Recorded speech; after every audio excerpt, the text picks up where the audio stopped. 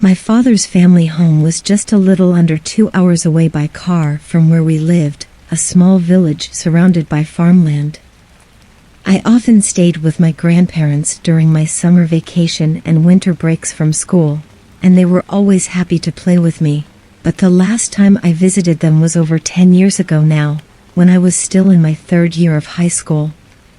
It was my spring break and I had been invited to visit, and since the weather was good, I rode my bike out to their house.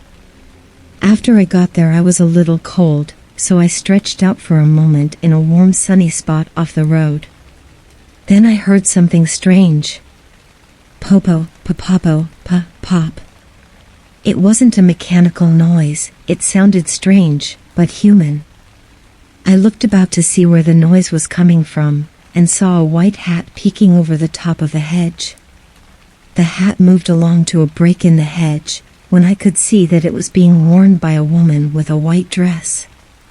She had to be tall, though. The hedge was over 2 meters high, 6 feet. Before I could really think about this much, the woman was gone, seemingly disappeared. The strange sound was gone too. At the time, I just guessed that the person's apparent height had been due either to wearing very tall platform shoes, or that it had been a man dressed up like a woman. Odd, but that was all. A little later, while having tea with Grandma and Grandpa, I mentioned the strange person I had seen and that I thought it was a transvestite, but when, as an afterthought, I also mentioned the strange pa noise, my grandparents panicked. My grandpa suddenly showered me with questions. When did you see this? How much taller than the fence? Did they look at you? I answered as quickly as he asked. Then he rushed to the phone in the hallway, shutting the sliding door so I couldn't hear the call. The room was suddenly very quiet. Grandma smiled a little, but was trembling for some reason. Grandpa came back soon, and told me I would be staying overnight with them. I had to admit that I didn't understand what the fuss was about, and asked what was so bad about the strange woman. Grandpa said Grandma can tell you. He then looked at her and said he was going to pick up someone named K-san, Mr. or Mrs. K, and then left. In a clearly shaky voice, Grandma said, "It seems that Hachishikuzuma has become interested in you, but we shouldn't worry. Grandpa is making arrangements." Grandma then told me, a little at a time, that Hachishikuzuma was not a person, she was some sort of monster, named Hachishikuzuma because of her height. 8 shaku, Japanese foot, about 11.9 inches, tall, hachi, 8, shaku, foot, sama, person. Her appearance could change somewhat, sometimes young, sometimes old, but she would always be abnormally tall, and would always have a creepy laugh. Pa. Once Hachishikuzuma took an interest in a person, they were hunted to death in just a few days, and the last known victim of Hachishikuzuma had been 15 years previous. I learned later that Hachishikuzuma was supposed to be trapped in a shrine near the village, having been sealed in by 4 statues of Jizo, a protective deity of children, each placed to the north, south, east, and west of the structure. The village had some sort of agreement with its neighboring villages, wherein they were given some advantages to make up for the fact they had to watch over the monster. For example, they got first priority on water use. Since it had been over a dozen years since Hachishikuzuma had killed anyone, I have to wonder if the old men in those villages thought it was still a good arrangement. At the time I couldn't quite believe what I was being told, of course, but then Grandpa returned with a very old lady. K-san, for that's who it was, handed me a small paper charm and told me to hold on to it. Then she and Grandpa went upstairs. While they were upstairs, I tried to excuse myself to use the bathroom, but my grandma wouldn't let me go alone, and she insisted on keeping the door open and an eye on me as I was using the facilities. This is when I started to really understand just how serious my grandparents felt the situation was. I was soon led upstairs to a bedroom. The single window in the room had been covered with newspaper, on which a charm like the one I was holding had been affixed. In each corner was a small pile of Mauricio, sacred salt, and they had also set up a small wood box with a statue of Buddha on it. I was told I would have to stay in the room until 7 the next morning, and that I couldn't leave no matter what. They provided a bucket for me to potty in. Grandpa made it clear that neither he nor Grandma would talk to me until 7 the next morning. Kei-san told me to keep the charm on me, and to pray to the Buddha if I got scared. I had a bed and a TV in the room. Grandma had left me snacks. I tried to watch some TV, but couldn't pay attention. I wasn't hungry either. So, I just lay on the bed, wrapped in the sheets, and eventually fell asleep because the next thing I remember was waking up to a late-night show on the TV. My watch said it was around 1 a.m. and I heard something tapping on the glass of the window.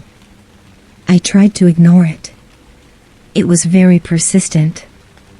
I had some tea and a snack, and turned up the TV to drown out the tapping. Then I heard Grandpa call from the hall, "Are you all right? It's okay to come out if you're too scared." I started for the door automatically, but stopped myself as I remembered how insistent Grandpa had been that he wouldn't talk to me until 7.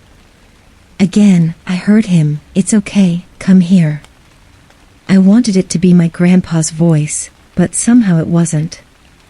I suddenly had goosebumps all over me. Then I noticed the salt in the corner. It was becoming darker. I dropped in front of the Buddha, clasping the charm in both hands, and started praying for help. Pa-popo, pa-popo. The tapping on the window started again, louder than before, more insistent. Then a definite hand slapped the window, despite the fact I was on the 2nd floor. I did the only thing I could. I kept praying to Buddha. It was a long night. I really don't remember much other than praying until I heard the news on the TV. I looked over, and the morning clock on the news screen showed it was 7:13 a.m. Garth note: all Japanese TV channels show the time on screen during morning programs. The tapping had stopped. The voice was gone. The salt in the corners was almost black. I gingerly opened the door. Grandma and Kei-san, both looking worried, were there. Grandma, in tears, told me things were going to be okay. Downstairs I found my father waiting. Grandpa came in from outside, and we needed to drive off. Outside, I found there was a number of men standing around near a van. My grandpa's car was in front of the van, and my father's was behind it. I was seated in the middle of the van with 8 of the men sitting around me, 1 to each side, and then 3 in front and 3 in back. 1 more man took the driver's seat, and Kei-san took the passenger side of the front. I was told to keep my eyes closed, and my face pointing down. "You are the only one who can see Hachishikuzuma, don't look at her." Our convoy started off, slowly at first. I don't think we had even traveled 20 kilometers before Kei-san warned us things were about to get hard. Then she started to chant phrases that sounded Buddhist. And then I heard the laugh again, pa-popo, pa-pop, pa-popo. I clutched the charm to my chest and kept my head down, but couldn't resist a quick peek at the window. That was a mistake. I could see a white dress. It appeared stationary to the car's window, even though we had to be moving very fast at that point. The figure moved as if to lower its head to the window, and I gasped, and the man next to me told me to shut my eyes, which I did, and tightly. Though no one else could see Hachishikuzuma, they all heard what happened next, the tapping. I don't know how, but the tapping started on every window in the van, all at the same time. I don't know how long it lasted, but, over time, it faded. Kei-san had stopped chanting by that time as well, and eventually said that she felt we were now safe, so the cars all pulled over. My father and Grandpa thanked all the men who had assisted. As it turned out, all of them were related to me. Grandpa and Kei-san had hoped to confuse Hachishikuzuma by surrounding me with many people of the same bloodline. I had to stay overnight while Grandpa was gathering my kinsmen, and it was deemed safer to try to escape during the day than the night. Kei-san asked me to show her the charm which I had forgotten I was still holding. It had turned almost entirely black. Kei-san commented it should be all right now, but just in case, and with that she handed me a new charm to hold until I got home. I drove home with my father. During the drive, he told me that one of his friends when he was young had been taken by Hachishikuzuma. Grandpa and the neighbors delivered my bike back to me later. In talking to my grandpa over the phone, I've confirmed that it was not his voice I heard outside the room that night, which sent shivers down my spine again. Hachishikuzuma targets teens and children, so if the monster speaks with a familiar relative's voice, the victim would normally come to it willingly. I'd almost forgotten this all after 10 years. Grandma called to tell me that one of the Jizo statues that had sealed Hachishikuzuma into the shrine looked as if it had been broken by someone. The statue that was broken lined up with the road leading to our home. 2 years ago, my grandpa died. Sadly, I was not allowed to attend his funeral. I tried to tell myself it was all superstition, but sometimes I still hear that voice call, Popopo,